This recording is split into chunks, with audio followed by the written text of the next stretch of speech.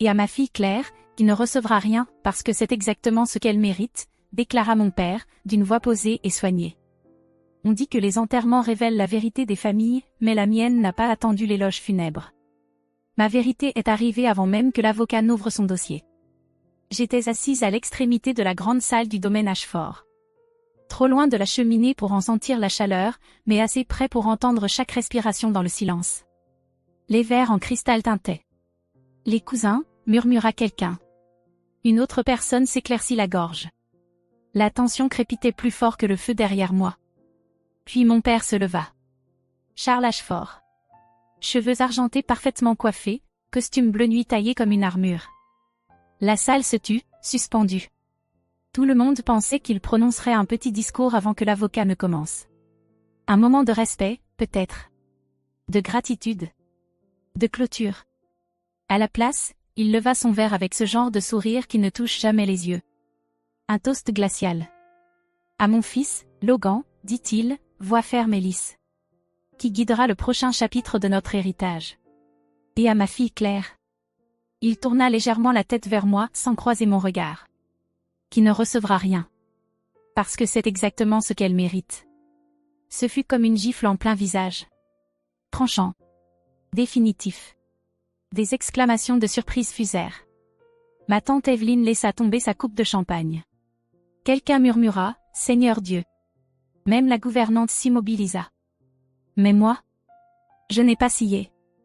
Je suis restée droite, une main posée sur l'autre. Mon cœur tambourinait dans mes oreilles, mais mon visage demeurait calme. Maîtrisé. Le sourire sur mes lèvres n'était pas une façade. C'était une armure. Parce que je savais déjà. Je l'avais su bien avant qu'il ne le rende officiel, que ce n'était pas juste un homme qui déshéritait sa fille. C'était une mise en scène. Un dernier coup de théâtre. Une exécution publique servie sur un ton velouté et un whisky vieilli en fût. Charles Ashford n'élevait jamais la voix. Il n'en avait pas besoin. L'humiliation était son article. Et aujourd'hui, j'étais sa toile. Mais ce qu'il ignorait, ce qu'il ne pourrait jamais imaginer, c'est que cet instant, son instant, serait le dernier qu'il posséderait. Il croyait que j'étais venu le regarder triompher. Mais j'étais là pour le voir tomber.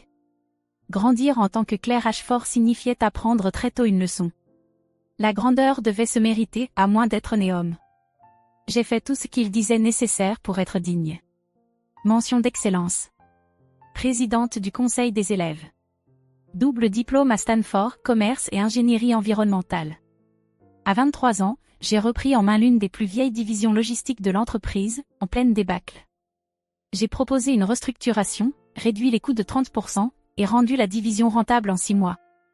Le conseil d'administration a applaudi. Mon père m'a offert un dîner de remerciement.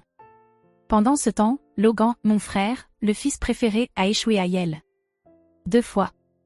On lui a donné un bureau d'angle et une Mercedes neuve, pour l'aider à se remettre dans le bain. Moi, on m'a dit que j'étais trop intense. Que je prenais tout trop à cœur. Que la passion, c'était bien, mais que je devrais peut-être adoucir mon ton si je voulais qu'on me prenne au sérieux. Charles Ashford ne voyait pas une meneuse en sa fille. Il voyait un risque. Une fragilité.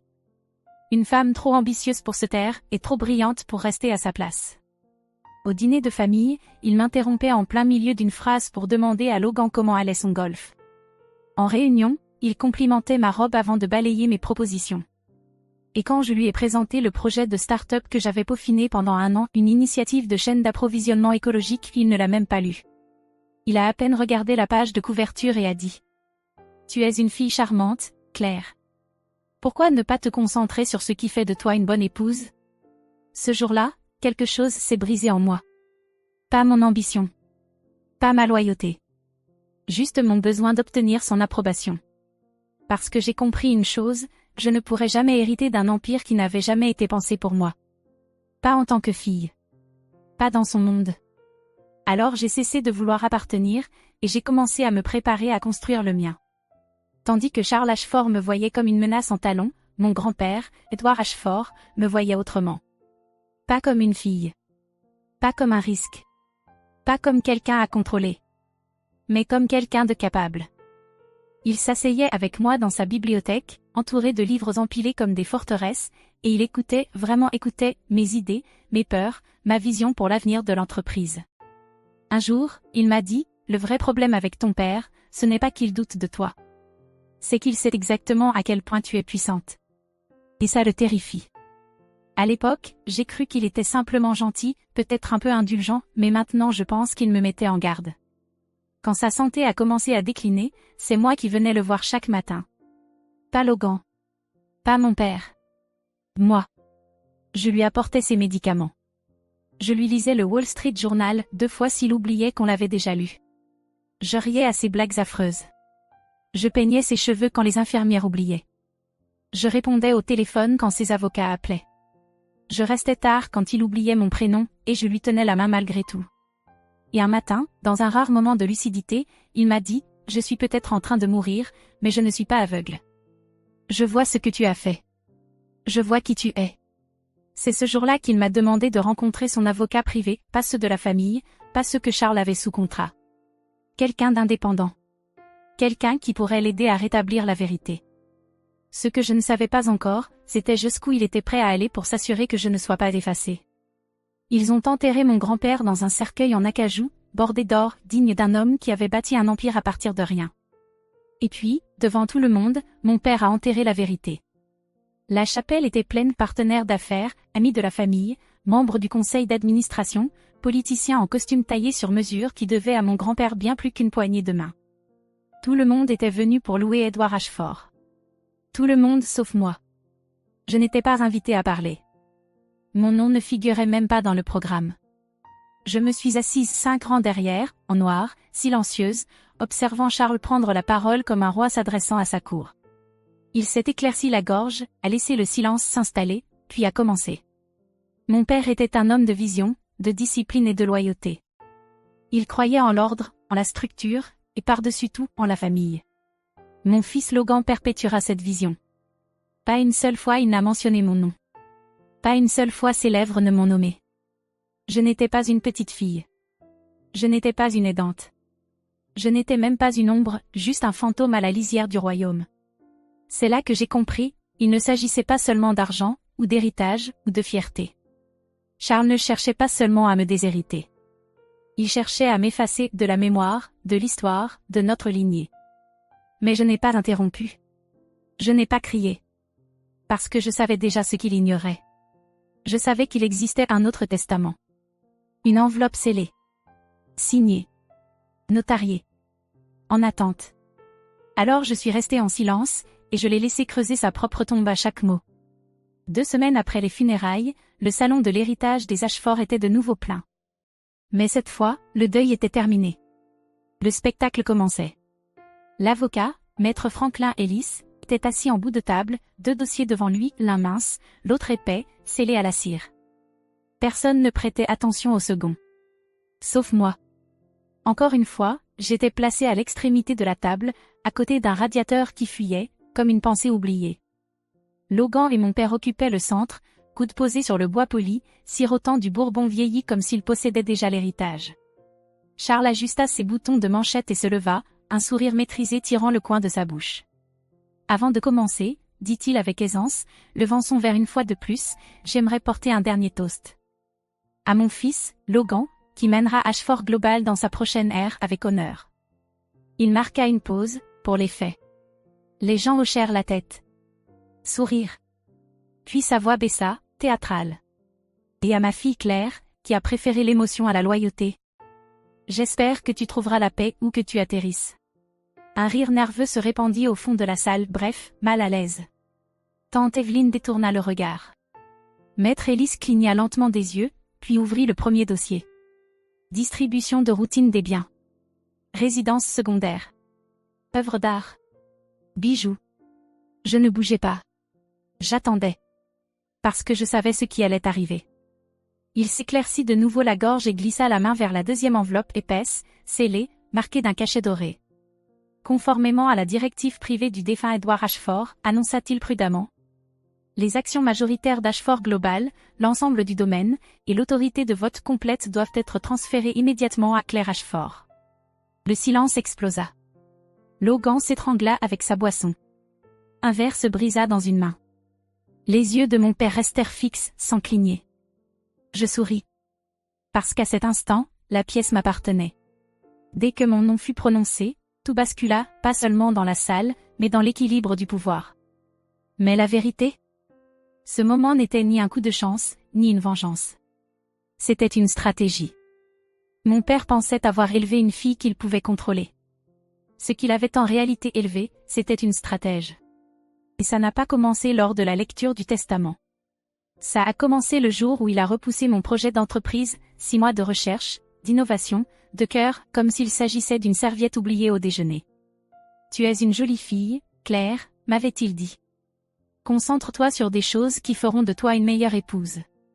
Je suis sortie de son bureau en silence. Je suis rentrée chez moi. J'ai fermé la porte à clé. Et j'ai construit une salle de guerre. J'ai fondé Steel Magnolia Venture, une société à responsabilité limitée, sous pseudonyme. J'ai rejoint des groupes de réflexion qui ne suivaient pas, conseillé des entreprises fintech, et commencé à investir dans des startups écologiques avec de vrais revenus et de vraies dents. J'ai appris à garder un ton doux, un sourire maîtrisé, et mon ambition soigneusement pliée sous des chemisiers de soie et des rouges à lèvres neutres. Chaque dîner du dimanche. Chaque réunion où l'on me demandait d'apporter le café pendant que Logan présentait des idées bâclées. J'écoutais. J'observais. Je calculais. Et quand la santé de grand-père a commencé à décliner, je ne me suis pas rapprochée pour hériter. Je me suis rapprochée parce qu'il comptait. Parce que la dignité compte. Parce que je voulais protéger ce qui restait de l'homme qui m'avait un jour dit. Le contrôle ne te rend pas puissante, Claire. Mais la clarté, si. Alors quand j'ai vu les raccourcis que Charles prenait, des documents médicaux expédiés, du personnel manipulé, une pression pour obtenir la procuration. J'ai agi. J'ai demandé à grand-père s'il faisait confiance aux avocats de la famille. Il a dit non. Je lui ai demandé s'il voulait un deuxième avis. Il a hoché la tête. J'ai contacté Maître Ellis. Nous avons rédigé une directive aux termes limpides, témoin tiers, évaluation mentale multiple blindée. Inattaquable. Alors, quand l'enveloppe s'est ouverte, ce n'était pas un rebondissement. C'était un déclencheur. Un plan exécuté avec précision. Parce que je n'ai pas seulement survécu à l'empire dont il a voulu m'exclure. Je l'ai étudié. Et ensuite, j'ai bâti le mien. Au début, mon père n'a rien dit. Il est juste resté là, abasourdi, verre suspendu en l'air, lèvres entr'ouvertes d'incrédulité. Logan a cligné des yeux comme si la pièce s'était renversée. Et puis le lion a rugi. Charles a frappé la table de sa main. Toute la pièce a sursauté. C'est une farce, a-t-il grondé. Tu as manipulé un vieil homme. Tu as profité de son déclin. Il s'est tourné vers Maître Ellis, la voix montant comme le tonnerre sous une façade polie. Cette directive est invalide. Il était malade. Il ne savait pas ce qu'il faisait. Ellis n'a même pas scié. Il a poussé calmement un dossier sur la table. Monsieur Ashford a passé 3 évaluations indépendantes à cette période, a-t-il dit. Tout ont confirmé une pleine capacité cognitive. Ces changements n'étaient pas seulement légaux, ils étaient intentionnels. L'air s'est fait plus mince. La colère de mon père a commencé à se fissurer, non pas par force, mais par panique. Il s'est levé, s'est mis à faire les 100 pas, lançant des protestations incomplètes dans le vide. Tu ne comprends pas ce que tu as fait, Claire. Tu n'es pas prête pour ça. Tu vas détruire tout ce que ton grand-père a construit. Ce n'est pas un fantasme de girl boss, c'est du vrai business. Je l'ai laissé faire sa crise. Je l'ai laissé brûler. Puis je me suis levée, lentement, posément, et j'ai dit. Ça fait des années que je suis prête, papa. J'ai juste cessé d'attendre ta permission. La pièce s'est figée à nouveau. Pour la première fois de sa vie, Charles Ashford a compris ce qu'il avait réellement en face de lui.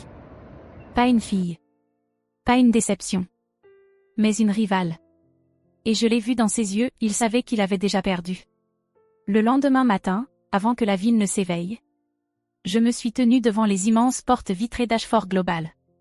Pas de fanfare. Pas de caméra. Pas de communiqué de presse.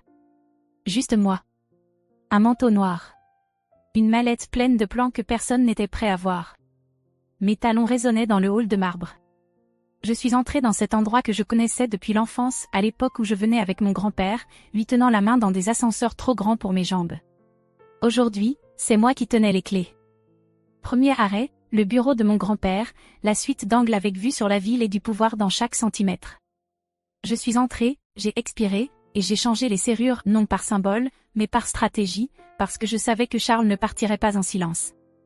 Il passerait des coups de fil, activerait ses réseaux, distillerait son venin dans les coins feutrés des conseils d'administration. Mais je ne lui laisserai aucune porte ouverte. Puis je me suis mise au travail. Un par un, j'ai organisé des réunions privées avec chaque chef de département, non pour dicter, mais pour écouter. J'ai posé des questions sur le moral, l'épuisement, la vision à long terme, la culture derrière les chiffres, toutes ces choses que mon père ne s'était jamais donné la peine de demander. Et j'ai laissé une trace écrite. Chaque réunion, chaque amélioration, chaque signature. Qu'ils disent que je suis inexpérimenté, pensais-je. Qu'ils essaient de me discréditer. J'aurai les preuves. Parce que l'enjeu n'était pas de tenir le pouvoir, mais de le transformer. Il avait dirigé cette entreprise par la peur, le silence, et la loyauté achetée à coups d'avantages. Mais je n'étais pas là pour préserver son empire. J'étais là pour le reconstruire en mieux, en plus propre, en plus intelligent, en plus fort. Et pour ça, il n'y avait qu'une voie, entrer dans la tanière du lion et rappeler à la meute qui est la véritable chef. Il est entré comme s'il possédait encore l'endroit. Charles Ashford, blazer bleu marine, bouton doré, sourire poli, discours bien rodé. Logan à ses côtés, aussi suffisant que d'habitude, serrant un dossier comme s'il contenait l'avenir. Peut-être qu'ils le faisaient, mais pas celui qu'ils imaginaient. La salle du conseil était pleine, chaque siège occupé. Cadres, associés seniors, actionnaires historiques. Tous ont levé les yeux quand il est entré, et Charles leur a donné ce qu'ils attendaient. « Messieurs, dit-il sans même me regarder, parlons gestion de crise. » J'ai attendu. Laissez-le savourer son moment. L'illusion tenait encore, pour l'instant. Il a tapé dans le dos de Logan et a repris sa place en bout de table, comme si rien n'avait changé, comme si le sol sous ses pieds ne s'effritait pas déjà. Nous avons analysé les retombées, dit-il d'un ton sec. Très peu d'écho médiatique. Si nous agissons vite, nous pouvons réparer la confusion. Le mandat de Claire peut être présenté comme une phase de transition. J'ai toussé légèrement. Ceci n'est pas une réunion de crise, ai-je dit calmement.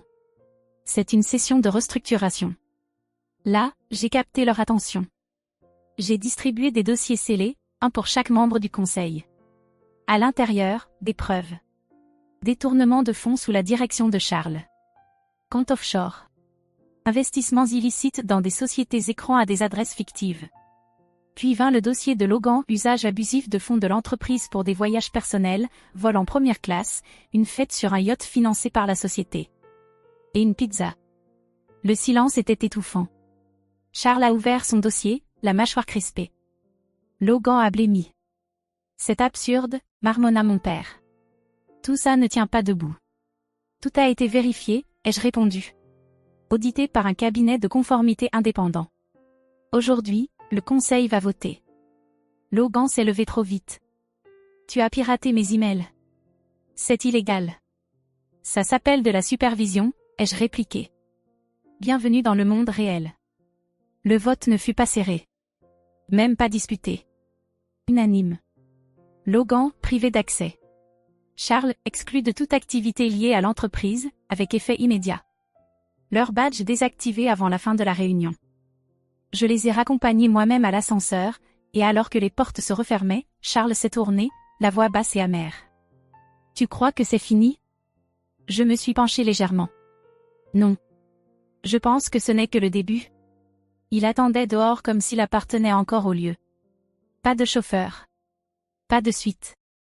Pas de bouton de manchette ni de démarche assurée. Juste Charles Ashford, les épaules voûtées dans un manteau froissé, regardant le siège d'une entreprise qui ne lui répondait plus. J'ai failli ne pas m'arrêter. Mais juste avant que la porte vitrée ne se referme derrière moi, je me suis retournée. Il semblait plus petit, comme vidé de son air. Comme si le bâtiment qu'il avait jadis régné l'avait réduit à l'échelle humaine. « Bonjour, papa », ai-je dit. « Tu sais ce qu'on dit, l'orgueil précède la chute. » Il n'a rien répondu. Il n'en avait pas besoin. Parce que ce n'était plus une histoire de vengeance. Cette partie était déjà terminée. C'était juste une affaire de gravité. Pendant des décennies, il a bâti son empire sur la peur. Sur le silence. Le contrôle. Des mensonges bien polis dans des costumes bien taillés. Il s'était assuré que sa voix soit la seule à résonner dans les salles de réunion, au dîner de famille, et même dans ma propre tête. Mais désormais, sa voix n'avait plus aucun poids. Son nom n'ouvrait plus aucune porte. Son empire se dressait encore mais il ne se dressait plus pour lui. Et je n'avais pas besoin de jubiler. Je n'avais pas besoin de dire « je te l'avais dit ». Parce que le regard dans ses yeux disait tout. Il voyait enfin ce que j'étais devenue, pas une déception, pas une faiblesse au cœur trop tendre, mais la femme qui avait pris tout ce qu'il lui avait refusé et en avait fait quelque chose de plus fort. Quelque chose qui n'avait pas besoin de son approbation pour exister. Lorsque je me suis retournée pour franchir les portes, saluée désormais par la réceptionniste comme Madame Ashford, j'ai compris, il n'avait jamais vu la chute arriver. Parce qu'il n'avait jamais levé les yeux de son trône assez longtemps pour remarquer que quelqu'un grimpait, en silence, encore plus haut. Je n'ai pas fêté ça. Pas de champagne. Pas de photos de presse. Pas de discours de victoire au dernier étage. Parce que ce n'était pas une conquête. C'était une correction. Dans les jours qui ont suivi, j'ai travaillé plus dur que jamais. J'ai réécrit la structure des départements. J'ai lancé une politique de tolérance zéro face à la fraude, au népotisme et à l'intimidation. Je me suis assise avec des personnes à qui l'on n'avait jamais demandé leur avis, et j'ai écouté, vraiment écouté.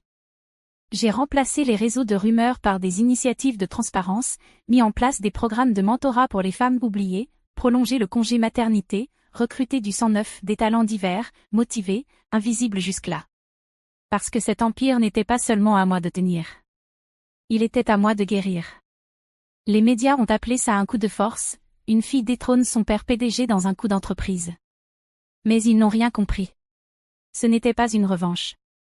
C'était une épuration, de la pourriture, de la peur, du mythe selon lequel le leadership devait forcément ressembler à Charles Ashford. Un soir, je suis rentrée tard, toujours en talons, toujours le téléphone à la main, et j'ai jeté un œil dans la chambre de mon fils. Il était déjà couché, la couverture à moitié rejetée comme toujours. Il a levé les yeux, à moitié endormi. « Maman » a-t-il murmuré, « pourquoi papy était fâché aujourd'hui ?» Je me suis arrêtée. J'ai souri. Parce que, ai-je dit doucement, en écartant une mèche de son front. Il avait oublié que les filles aussi peuvent être aux commandes. Il a hoché la tête, déjà en train de sombrer dans le sommeil. Une nouvelle vérité s'installait doucement dans son petit monde tranquille. Et à cet instant, j'ai compris quelque chose. Charles pensait que l'héritage, c'était l'entreprise. Les votes du conseil. Les immeubles. Le nom sur la plaque en laiton. Mais il se trompait. Le véritable héritage, c'était moi. La fille qu'il avait essayé d'effacer. La stratège qu'il avait sous-estimée. La femme qui avait reconstruit l'empire à son propre nom. Et cette fois, il ne serait pas bâti sur l'obéissance ou la peur. Il serait bâti sur un but. Pour mon fils. Pour la femme que je suis devenue. Pour chaque fille à qui l'on a dit de rester à sa place. Les premières semaines après la reprise furent un tourbillon, réunions, signatures, gros titres. Des regards en coin de ceux qui me traversaient autrefois comme si j'étais faite de verre. Aujourd'hui, ils m'appelaient Madame Ashford. Aujourd'hui, ils retenaient leur souffle quand j'entrais dans la pièce. Mais certaines nuits, le silence revenait. La douleur. Cette petite voix en moi qui murmurait. Est-ce qu'il aurait agi ainsi si j'avais été un garçon ? Y avait-il une version de cette histoire où il se serait tenu à mes côtés au lieu de se dresser sur mon chemin ? Je ne savais pas. Je ne sais toujours pas. Parce que la guérison n'arrive pas comme un contrat ou un vote. Elle arrive bancale, tardive, sans prévenir. Comme ce colis arrivé sur mon bureau un après-midi de pluie. Pas d'adresse d'expédition. Pas de timbre. Juste mon prénom, écrit d'une main tremblante que je connaissais bien. À l'intérieur, une photo. Vieille. Usée. Légèrement pliée au coin. C'était moi, j'avais peut-être 5 ans, juché sur les épaules de mon père lors d'un pique-nique d'entreprise. La tête renversée de rire. Ses mains me tenant comme si j'étais un trésor. Au dos, à l'encre fanée, 4 mots simples. Tu l'as toujours eu. C'était tout. Pas d'excuses. Pas de signature. Pas d'explication. Et pour la première fois depuis très longtemps, je n'en avais pas besoin. J'ai glissé la photo dans le tiroir supérieur de mon bureau, à côté du sceau de l'entreprise, pas comme un souvenir de lui, mais comme un rappel de moi. De la petite fille qui croyait que l'amour de son père définissait sa valeur. Et de la femme qui n'avait plus besoin de cet amour pour se sentir puissante. Parce qu'au final, le véritable héritage, ce n'était pas la salle du conseil. Ce n'était pas l'Empire. C'était le feu qu'il avait essayé d'éteindre. Et moi, j'ai appris à le porter.